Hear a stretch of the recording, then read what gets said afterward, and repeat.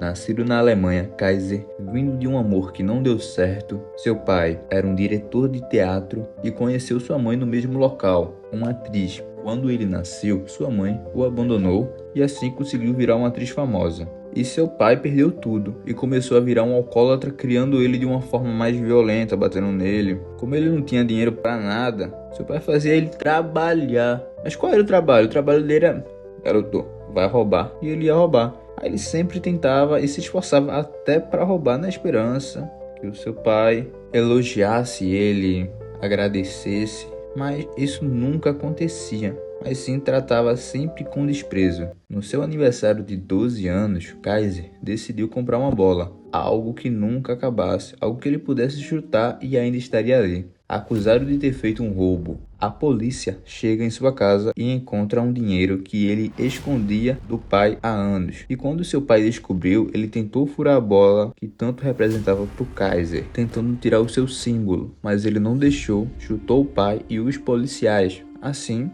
chegando na prisão, o dono da pifa ficou sabendo dessa história e decidiu chamar ele para uma peneira, um teste. Decidiu dar uma oportunidade. Para muitos já seria o fim de uma vida aqui. Não teria mais futuro, mas o impossível começava a se iniciar a partir desse momento.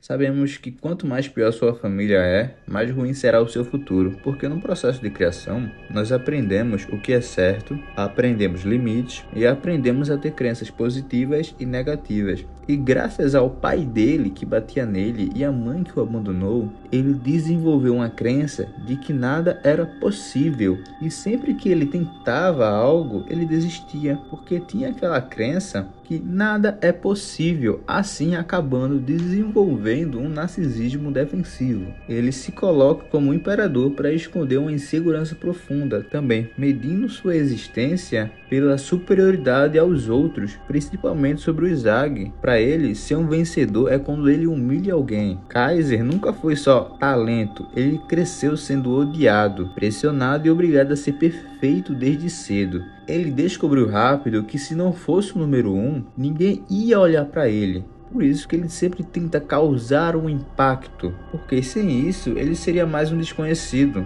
E é muito comum isso também, levando para os dias de hoje. Se você não decidir fazer algo, se você não decidir tentar algo, o chefe da empresa pede um conselho e você não fala nada, você está jogando bola e não decide fazer nada, não tem uma atitude, você sempre vai passar desconhecido, ninguém vai lembrar de você. E isso aconteceu comigo. No início da minha vida no ensino médio, se eu não fizesse algo, ninguém ia me conhecer, eu ia passar 3 anos lá feito um desconhecido. Aí, como eu sou muito louco, tinha um time lá que jogava muita bola, que era do terceiro ano e eu sendo do primeiro, eu falei: eu quero jogar contra vocês. Marcou um amistoso, a gente perdeu, mas todo mundo me conhecia. Todo mundo me conhecia na escola depois disso. Eu causei um impacto, mesmo perdendo. Quando ele chega na seletiva tão aguardada pro Bastard, inicialmente ele não se dá bem, porque não consegue achar alguém que entenda o seu jeito de jogar. Mas quando o jogo começa a esquentar, ele nota um jogador perdido e desesperançoso, com pensamentos de derrota e de que é impossível vencer essa partida. Esse cara é o Ness. Quando ele chega perto e diz: "Ei, perdedor, você acredita no impossível? Você acredita no impossível? Agora mesmo você pensou em desistir, não é? No momento que as pessoas acreditam que as coisas são impossíveis, elas são reprogramadas para desistir. É um mecanismo de defesa inútil. Mas essa é a mentalidade dos fracos. Enquanto protege o seu eu patético, você mata e fecha o acesso ao seu potencial, sacrificando o seu talento, em troca de viver uma vida longa e tediosa." Depois dessa frase, ele fala pro Nash: "Você estava imaginando jogadas um passo à frente, mas não tinha alguém que acompanhasse suas ideias. Comigo, todas suas ideias se tornarão reais. Vamos fazer isso, perdedor."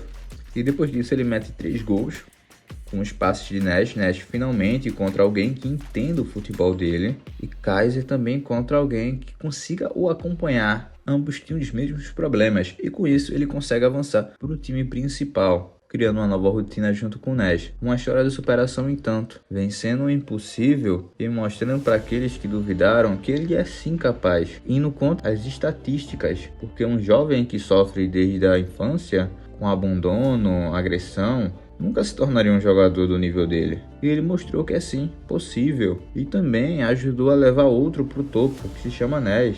Também tinha crenças assim, que naquela hora que ele tinha caído no chão, já tinha desistido do futebol. A história do Kaiser é tão interessante que ele praticamente venceu o mundo, entende? Mas claro, isso gerou traumas nele que mais na frente na obra prejudicaram, que eu não vou estar falando aqui agora, mas quando eu fizer a parte 2, vou estar falando mais um pouco sobre a queda dele e a redenção. Mas até esse momento aqui, ele superou tudo, ele venceu o impossível, que não era para ser vencido. E qualquer um no lugar dele provavelmente seria um bandido agora, e nunca mais voltaria para a realidade. O Kaiser. Kaiser, ele já foi uma pessoa mentalmente fraca e constantemente desistia quando enfrentava as coisas que ele considerava serem impossíveis. E por isso, para se lembrar de nunca mais ter essa mentalidade fraca, ele fez essa rosa azul no pescoço. A rosa azul simboliza a realização do impossível. Ela foi criada artificialmente e sua cor não existe na natureza. Quando ele viu ela pela primeira vez, ele a viu como exemplo de como transformar o impossível em realidade, um sinal de desafio contra a ordem natural das coisas. Eu quero me tornar alguém que não pode ser definido, o próprio impossível. Quando pega esse simbolismo com a história dele, ele se tornou alguém que não pode ser definido. Como é que ele foi contra as estatísticas? Não era para ele ter se tornado isso, não era para ele ter superado. Mas o futebol, para ele, foi uma salvação. Ele conseguiu reverter tudo isso, fez uma transmutação de energia incrível para hoje se tornar um jogador. Até esse momento do mangá, quando ele passa na seletiva, quando ele encontrou com o Izagre, começou a dar tudo errado de novo. Mas até esse momento, que eu só vou falar até esse momento, ele foi um cara que admirável. Entende? Depois de tudo que ele passou, ele foi um cara admirável.